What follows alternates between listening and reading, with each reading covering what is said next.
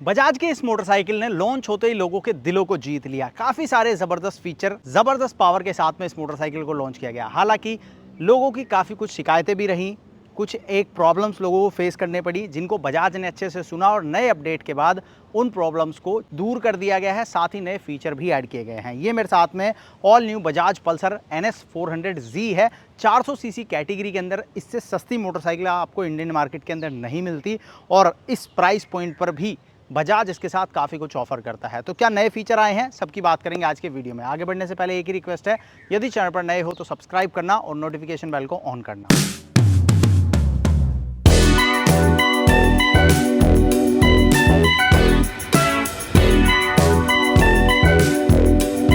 अब सबसे पहले लुक एंड डिज़ाइन की बात करें तो पल्सर NS 400Z के डिज़ाइन के अंदर कंपनी ने कोई भी चेंज नहीं किया है। वही आपको पूरा डिज़ाइन देखने को मिलता है। बड़े आपको LED DRLs देखने को मिलते हैं, ऊपर LED इंडिकेटर्स हैं जिनमें आपको हैज़ार्ड का फीचर मिल जाता है और नीचे की तरफ आपको मिलता है LED प्रोजेक्टर लैंप, जिसमें आपको हाई बीम और लो बीम दोनों आपको एक ही जगह पर देखने को मिलते हैं। फ्रंट में देखोगे तो 320 mm का बड़ा डिस्क ब्रेक मिलता है ABS के साथ में, और साइड प्रोफाइल में अगर आप आओगे तो यहाँ आपको 12 लीटर का बड़ा फ्यूल टैंक मिलता है। बड़े टैंक एक्सटेंशंस यहाँ पर लगाए गए हैं जो कि बाइक की लुक को काफ़ी ज़्यादा अग्रेसिव बनाते हैं और ये बाइक जो है वो एकदम मस्कुलर नज़र आती है अगर आप इसको फ्रंट से देखते हो। बाकी साइड में आओगे तो अंडर बैली एग्जॉस्ट है, रेयर टायर आपको पूरा एक्सपोज नज़र आता है, जिसकी वजह से इस बाइक की लुक जो है वो काफ़ी बढ़िया निकल कर आती है।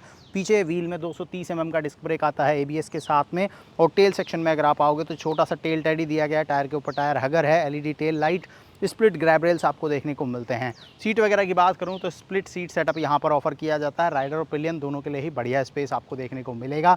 सामने की तरफ देखोगे तो फुल डिजिटल मीटर कंसोल है, जहां पर मोबाइल कनेक्टिविटी फीचर्स आपको मिलते हैं। राइड मोड एक्सेस करने हैं तो वो आप यहां डिस्प्ले से कर सकते हो। Turn by turn navigation, caller ID, SMS alerts, बहुत कुछ आपको यहाँ इस डिस्प्ले के अंदर मिलता है। साथ ही यहाँ बराबर में एक आपको USB type A charging port भी ऑफर किया जाता है। तो ओवरऑल लुक एंड डिज़ाइन के अंदर अगर आप देखोगे तो ज़्यादातर चीज़ आपको पहली जैसी नज़र आएंगी। तो चेंजेस कहाँ पर हैं?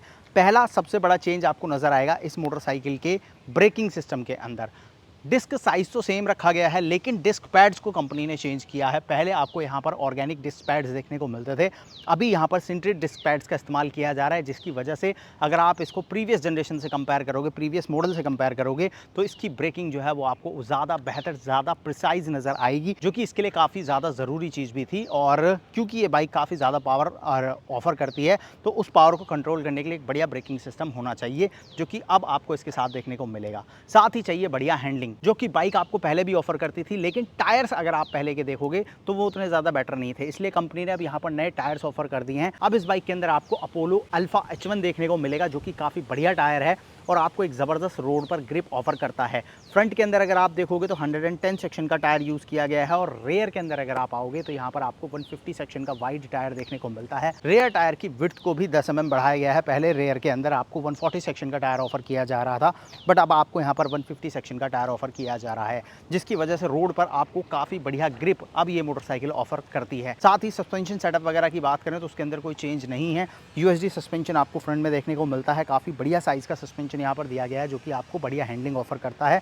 और रेयर के अंदर आपको मोनोशॉक सस्पेंशन मिलता है, जो कि आपको खड्डे वगैरह से बड़े आराम से निकाल कर ले जाता है। कोई भी प्रॉब्लम आपको इसके सस्पेंशन के मामले में तो फील नहीं होगी। नेक्स्ट अपडेट जो आपको मिलेगा वो है इसके इंजन के अंदर। यहाँ पर 373 सीसी का single cylinder liquid cooled engine आपको ऑफर किया जाता है। 373 सीसी है ये, और ये 4 वोल्ट 4 स्ट्रोक इंजन है, जो कि ऑफर करता है अब 43 PS की पावर। ये पहले 40 PS ऑफर करता था, बट अब यहाँ पर 3 PS पावर को बढ़ा दिया गया है, तो 43 PS की पावर अब आपको पल्सर NS 400Z से देखने को मिलेगी। टॉर्क 35 न्यूटन मीटर है, 6 स्पीड का gear box, slipper and assist clutch आपको यहाँ पर देखने को मिलता है, और नए एडिशन के तौर पर अब आपको यहाँ मिल रहा है quick shifter. Electronic quick shifter इसके साथ में ऑफर कर दिया गया है, जिसकी वजह से हाई स्पीड में आपकी गियर शिफ्टिंग और भी ज़्यादा स्मूथ और ईजी होने वाली है। तो ये नए अपडेट हैं जो कि पल्सर NS 400Z में बजाज ने ऑफर किए हैं।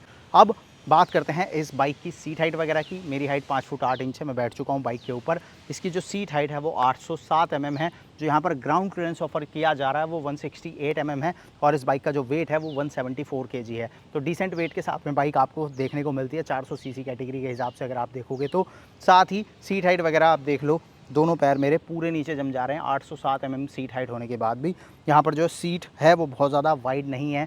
लेग्स के बीच में आपको बहुत ज़्यादा चौड़ा इस बाइक को नहीं रखा गया, जिसकी वजह से जो शॉर्ट हाइट राइडर हैं वो भी इसको ईजिली हैंडल कर सकते हैं, उनके पैर ईजिली आएंगे और इसको कंट्रोल करना उनके लिए काफ़ी ज़्यादा ईजी रहने वाला है। साथ ही इस बाइक को काफ़ी ज़्यादा यूज़फुल और प्रैक्टिकल बनाया गया है, जैसे कि यहाँ अगर आप देखोगे तो आपको ब्रेक लीवर और क्लच लीवर दोनों में ही एडजस्टमेंट का ऑप्शन मिल जाता है। आप अपने हिसाब से इसको एडजस्ट कर सकते हो। राइड मोड्स इस बाइक के अंदर ऑफर किए जाते हैं, जिसमें कि road, sports, rain, of road, ये आपको मोड्स देखने को मिलेंगे। और इन मोड्स को अगर आपको टॉगल करना है तो यहाँ हैंडल बार के ऊपर आपको मल्टीपल कंट्रोल्स देखने को मिल जाएंगे, जिनसे आप इस मीटर को टॉगल कर सकते हो और यहाँ से आप बहुत सारी चीज़ें जो है वो एक्सेस कर पाओगे इस मीटर के अंदर, जहाँ पर caller ID, SMS alert, 10x10 navigation, trip और आपका यहाँ पर फ्यूल कितना बाइक ले रही है, माइलेज वगैरह क्या दे रही है, वो सब आप इस डिस्प्ले के अंदर देख सकते हो।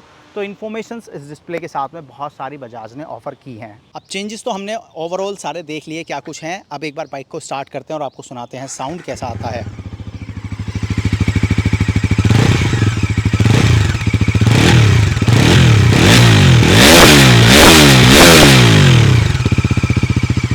तो ये है नई पल्सर NS 400Z का एग्जॉस्ट नोट। आपको कैसा लगा आप मुझे कमेंट में बताना। अब कंपनी ने जो यहाँ पर चेंजेस किए हैं उसके बाद में प्राइस को भी थोड़ा सा बढ़ाया है।